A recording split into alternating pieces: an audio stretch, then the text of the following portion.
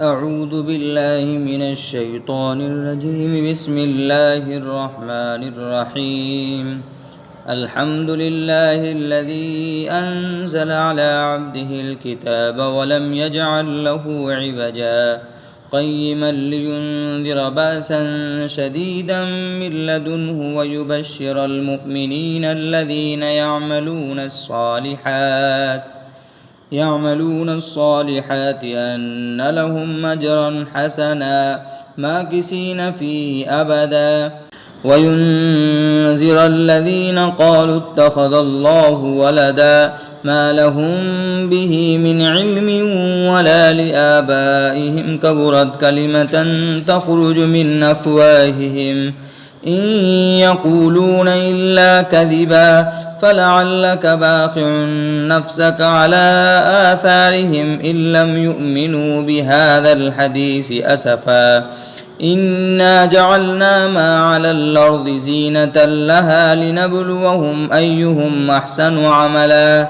وإنا لجاعلون ما عليها سعيدا جرزا أم حسبت أن أصحاب الكهف والرقيم كانوا من آياتنا عجبا إذ أوى الفتية إلى الكهف فقالوا ربنا آتنا من لدنك رحمة وهيئ لنا من أمرنا رشدا فضربنا على آذانهم في الكهف سنين عددا ثم بعثناهم لنعلم أي الحزبين يحصى لما لبثوا أمدا نحن نقص عليك نبأهم بالحق إنهم فتية آمنوا بربهم وزدناهم هدى وربطنا على قلوبهم إذ قاموا فقالوا ربنا رب السماوات والأرض لن ندعو من دونه إلها لقد قلنا إذا شططا هؤلاء قوم اتخذوا من دونه آلهة لولا ياتون عليهم بسلطان بين فمن أظلم ممن افترى على الله كذبا فأووا إلى الكهف ينشر لكم ربكم من رحمة ويهيئ لكم من أمركم مرفقا وترى الشمس إذا طلعت تزاور عن كهفهم ذات اليمين وإذا غربت تقرضهم ذات الشمال وهم في فجوة منه ذلك من آيات الله من يهد الله فهو المهتد ومن يضلل فلن تجد له وليا مرشدا وتحسبهم أيقاظا وهم رقود ونقلبهم ذات اليمين وذات الشمال وكلبهم باسط ذراعيه بالوصيد لو اطلعت عليهم لوليت منهم فرارا ولملئت منهم رعبا وكذلك بعثناهم ليتساءلوا بينهم قال قائل منهم كم لبثتم قالوا لبثنا يوما أو بعض يوم قالوا ربكم أعلم بما لبثتم فابعثوا أحدكم بورقكم هذه إلى المدينة فلينظر أيها أزكى طعاما فليأتكم برزق منه وليتلطف ولا يشعرن بكم أحدا إنهم إن يظهروا عليكم يرجموكم أو يعيدكم في ملتهم ولن تفلحوا إذا أبدا وكذلك عثرنا عليهم ليعلموا أن وعد الله حق وأن الساعة لا ريب فيها إذ يتنازعون بينهم أمرهم فقالوا ابنوا عليهم بنيانا ربهم أعلم بهم قال الذين غلبوا على أمرهم لنتخذن عليهم مسجدا سيقولون ثلاثة رابعهم كلبهم ويقولون خمسة سادسهم كلبهم رجما بالغيب ويقولون سبعة وثامنهم كلبهم قل ربي أعلم بعدتهم ما يعلمهم إلا قليل فلا تمار فيهم إلا مراء ظاهرا ولا تستفت فيهم منهم أحدا ولا تقولن لشيء إني فاعل ذلك غدا إلا أن يشاء الله واذكر ربك إذا نسيت وقل عسى أن يهديني ربي ليقرب من هذا رشدا ولبثوا في كهفهم 300 سنين وازدادوا 9 قل الله أعلم بما لبثوا له غيب السماوات والأرض أبصر به وأسمع ما لهم من دونه من ولي ولا يشرك في حكمه أحدا واتل ما أوحي إليك من كتاب ربك لا مبدل لكلماته ولن تجد من دونه ملتحدا واصبر نفسك مع الذين يدعون ربهم بالغداة والعشي يريدون وجهه ولا تعد عيناك عنهم تريد زينة الحياة الدنيا ولا تطع من أغفلنا قلبه عن ذكرنا واتبع هواه وكان أمره فرطا وقل الحق من ربكم فمن شاء فليؤمن ومن شاء فليكفر إنا أعتدنا للظالمين نارا أحاط بهم سرادقها وإن يستغيثوا يغاثوا بماء كالمهل يشوي الوجوه بئس الشراب وساءت مرتفقا إن الذين آمنوا وعملوا الصالحات إنا لا نضيع أجر من أحسن عملا أولئك لهم جنات عدن تجري من تحتها الأنهار يحلون فيها من أساور من ذهب ويلبسون ثيابا خضرا من سندس واستبرق متكئين فيها على الأرائك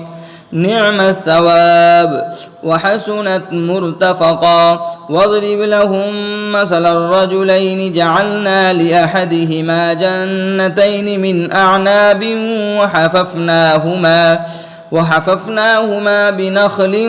وجعلنا بينهما زرعا كلتا الجنتين آتت أكلها ولم تظلم منه شيئا وفجرنا خلالهما نهرا وكان له ثمر فقال لصاحبه وهو يحاوره أنا أكثر منك مالا وأعز نفرا ودخل جنته وهو ظالم لنفسه قال ما أظن أن تبيد هذه أبدا وما أظن الساعة قائمة ولئن رددت إلى ربي لأجدن خيرا منها منقلبا قال له صاحبه وهو يحاوره وكفرت بالذي خلقك من تراب ثم من نطفة ثم سواك رجلا لكن هو الله ربي ولا أشرك بربي أحدا ولولا إذ دخلت جنتك قلت ما شاء الله لا قوة إلا بالله إن ترني أنا أقل منك مالا وولدا فعسى ربي أن يؤتيني خيرا من جنتك ويرسل عليها حسبانا من السماء فتصبح سعيدا زلقا أو يصبح ماؤها غورا فلن تستطيع له طلبا وأحيط بثمره فأصبح يقلب كفيه على ما أنفق فيها وهي خاوية على عروشها ويقول يا ليتني لم أشرك بربي أحدا ولم تكن له فئة ينصرونه من دون الله وما كان منتصرا هنالك الولاية لله الحق هو خير ثوابا وخير عقبا واضرب لهم مثل الحياة الدنيا كماء إن أنزلناه من السماء فاختلط به نبات الأرض فأصبح حسيما تذروه الرياح وكان الله على كل شيء مقتدرا المال والبنون زينة الحياة الدنيا والباقيات الصالحات خير عند ربك ثوابا وخير أملا ويوم نسير الجبال وترى الأرض بارزة وحشرناهم فلم نغادر منهم أحدا وعرضوا على ربك صفا لقد جئتمونا كما خلقناكم أول مرة بل زعمتم أن لن نجعل لكم موعدا ووضع الكتاب فترى المجرمين مشفقين مما فيه ويقولون يا ويلتنا ما لهذا الكتاب لا يغادر صغيرة ولا كبيرة إلا أحصاها ووجدوا ما عملوا حاضرا ولا يظلم ربك أحدا وإذ قلنا للملائكة اسجدوا لآدم فسجدوا إلا إبليس كان من الجن ففسق عن أمر ربه أفتتخذونه وذريته أولياء من دوني وهم لكم عدو بئس للظالمين بدلا ما أشهدتهم خلق السماوات والأرض ولا خلق أنفسهم وما كنت متخذ المضلين عزدا ويوم يقول نادوا شركائي الذين زعمتم فدعوهم فلم يستجيبوا لهم وجعلنا بينهم موبقا ورأى المجرمون النار فظنوا أنهم مواقعوها ولم يجدوا عنها مصرفا ولقد صرفنا في هذا القرآن للناس من كل مثل وكان الإنسان أكثر شيء جدلا وما منع الناس أن يؤمنوا إذ جاءهم الهدى ويستغفروا ربهم إلا أن تأتيهم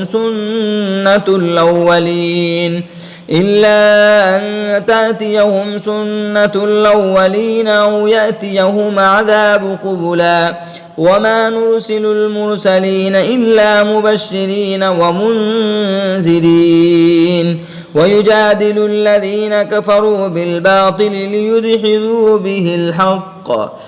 الحق واتخذوا آياتي وما أنذروا هزوا ومن أظلم ممن ذكر بآيات ربه فأعرض عنها ونسي ما قدمت يداه إنا جعلنا على قلوبهم أكنة أن يفقهوه وفي آذانهم وقرا وإن تدعوهم إلى الهدى فلن يهتدوا إذا أبدا وربك الغفور ذو الرحمة لو يؤاخذهم بما كسبوا لعجل لهم العذاب بل لهم موعدا لن يجدوا من دونه موئلا وتلك القرى أهلكناهم لما ظلموا وجعلنا لمهلكهم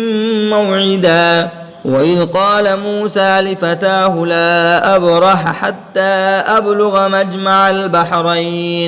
مجمع البحرين أو أمضي حقبا فلما بلغا مجمع بينهما نسيا حوتهما فاتخذ سبيله في البحر سربا فلما جاوزا قال لفتاه آتنا غداءنا لقد لقينا من سفرنا هذا نصبا قال أرأيت إذا أوينا إلى الصخرة فإني نسيت الحوت وما أنسانيه إلا الشيطان أن أذكره واتخذ سبيله في البحر عجبا قال ذلك ما كنا نبغي فارتد على آثارهما قصصا فوجدا عبدا من عبادنا آتيناه رحمة من عندنا وعلمناه من لدنا علما قال له موسى هل أتبعك على أن تعلمني مما علمت رشدا قال إنك لن تستطيع معي صبرا وكيف تصبر على ما لم تحط به خبرا قال ستجدني إن شاء الله صابرا ولا أعصي لك أمرا قال فإن اتبعتني فلا تسألني عن شيء حتى أحدث لك منه ذكرا فانطلقا حتى إذا ركبا في السفينة خرقها قال خرقتها لتغرق أهلها لقد جئت شيئا إمرا قال لم أقل إنك لن تستطيع معي صبرا قال لا تؤاخذني بما نسيت ولا ترهقني من أمري عسرا فانطلقا حتى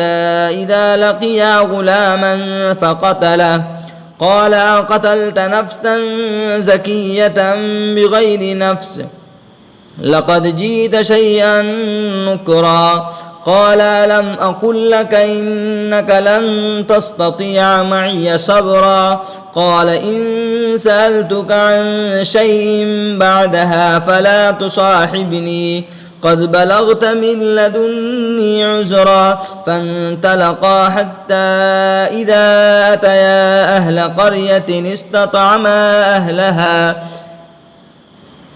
قرية استطعما أهلها فأبوا أن يضيفوهما فوجدا فيها جدارا يريد أن ينقض فأقامه قال لو شئت لاتخذت عليه أجرا قال هذا فراق بيني وبينك سأنبئك بتأويل ما لم تستطع عليه صبرا أما السفينة فكانت لمساكين يعملون في البحر فأردت أن أعيبها وكان وراءهم ملك يأخذ كل سفينة غصبا وأما الغلام فكان أبواه مؤمنين فخشينا أن يرهقهما طغيانا وكفرا فأردنا أن يبدلهما ربهما خيرا منه زكاة وأقرب رحما وأما الجدار فكان لغلامين يتيمين في المدينة وكان تحته كنز لهما وكان أبوهما صالحا فأراد ربك أن يبلغا أشدهما ويستخرجا كنزهما رحمة من ربك وما فعلته عن أمري ذلك تأويل ما لم تسطع عليه صبرا ويسألونك عن ذي القرنين قل سأتلو عليكم منه ذكرا إنا مكنا له في الأرض وآتيناه من كل شيء سببا فأتبع سببا حتى إذا بلغ مغرب الشمس وجدها تغرب في عين حمية ووجد عندها قوما قلنا يا ذا القرنين إما أن تعذب وإما أن تتخذ فيهم حسنا قال أما من ظلم فسوف نعذبه ثم يرد إلى ربه فيعذبه عذابا نكرا وأما من آمن وعمل صالحا فله جزاء الحسنى وسنقول له من أمرنا يسرا ثم أتبع سببا حتى إذا بلغ مطلع الشمس وجدها تطلع على قوم لم نجعل لهم من دونها سترا كذلك وقد أحطنا بما لديه خبرا ثم أتبع سببا حتى إذا بلغ بين السدين وجد من دونهما قوما لا يكادون يفقهون قولا قالوا يا ذا القرنين إن يأجوج وماجوج مفسدون في الأرض فهل نجعل لك خرجا على أن تجعل بيننا وبينهم سدا قال ما مكني فيه ربي خير فاعينوني بقوة نجعل بينكم وبينهم ردما آتوني زبر الحديد حتى إذا ساوى بين الصدفين قال انفخ حتى إذا جعله نارا قال آتوني يفرغ عليه قطرا فما استطاعوا أن يظهروه وما استطاعوا له نقبا قال هذا رحمة من ربي فإذا جاء وعد ربي جعله دكا وكان وعد ربي حقا وتركنا بعضهم يومئذ يموج في بعض ونفخ في الصور فجمعناهم جمعا وعرضنا جهنم يومئذ للكافرين عرضا الذين كانت أعينهم في غطاء عن ذكري وكانوا لا يستطيعون سمعا أفحسب الذين كفروا أن يتخذوا عبادي من دوني أولياء إنا أعتدنا جهنم للكافرين نزلا قل هل ننبئكم بالأخسرين أعمالا الذين ضل سعيهم في الحياة الدنيا وهم يحسبون أنهم يحسنون صنعا أولئك الذين كفروا بآيات ربهم ولقائه فحبطت أعمالهم فلا نقيم لهم يوم القيامة وزنا